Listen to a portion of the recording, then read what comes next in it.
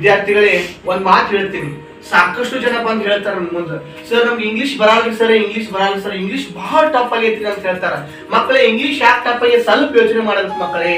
ಯಾಕಂದ್ರ ನೀವು ದಿನಂಪ್ರತಿ ಇಂಗ್ಲಿಷ್ ಏನು ಓದಂಗಿಲ್ಲ, ಇಂಗ್ಲಿಷ್ ಸ್ಪೀಚ್ ಕೇಳಂಗಿಲ್ಲ, ಒಟ್ಟ ಇಂಗ್ಲಿಷ್ ಬಗ್ಗೆ ನೀವು ತಲೆ ಕೆಡ್ಸ್ಕೊಳ್ಳೋದಿಲ್ಲ. ಅದಕ್ಕೆ ನಿಮ್ಗೆ ಇಂಗ್ಲಿಷ್ ಬಹಳ ಟಫ್ ಆಗೈತಿ ಮಕ್ಕಳೇ. ಒಂದ್ಸಲ ನಿಮ್ ತಾಯಿ ತಂದೆ ವಿಚಾರ ಮಾಡ್ರಿ ಮಕ್ಕಳೇ, ಎಷ್ಟ್ ಕಷ್ಟ ಪಡ್ತಾರ. ಒಬ್ರೇನೋ ಕೂಲಿ ಕೆಲಸ ಮಾಡ್ತಾರ, ಒಬ್ರೇನೋ ಗಾರೆ ಕೆಲಸ ಮಾಡ್ತಾರ. ಪ್ರತಿಯೊಂದು ಕ್ಷಣ ವಿಚಾರ ಮಾಡ್ಬೇಕು ಮಕ್ಕಳೇ. ನಾವ್ ಇಲ್ಲಿ ಎದಕ್ ಬಂದೇವಿ? ಇಂಗ್ಲಿಷ್ ಕಲಿಯಾಕ್ ಬಂದೇವಿ, ಗಣಿತ ಕಲಿಯಾಕ್ ಬಂದೇವಿ, ಕನ್ನಡ ಕಲಿಯಾಕ್ ಬಂದೇವಿ ಅಂತೇಳಿ ನಮ್ ತಲೆಯೊಳಗೆ ಯಾವಾಗಲೂ ಇರ್ಬೇಕು ಮಕ್ಕಳೇ. ಈ ಶಿಕ್ಷಕರು ಹೇಳಿದಂತ ಪಾಠವನ್ನು ಚಂದ ಕೇಳಿ ಚಂದ ಕಲಿತೇ ಹೋಗ್ಬೇಕು ಮಕ್ಕಳೇ. ಗೊತ್ತಾಕೈತಿ ಮಕ್ಕಳೇ?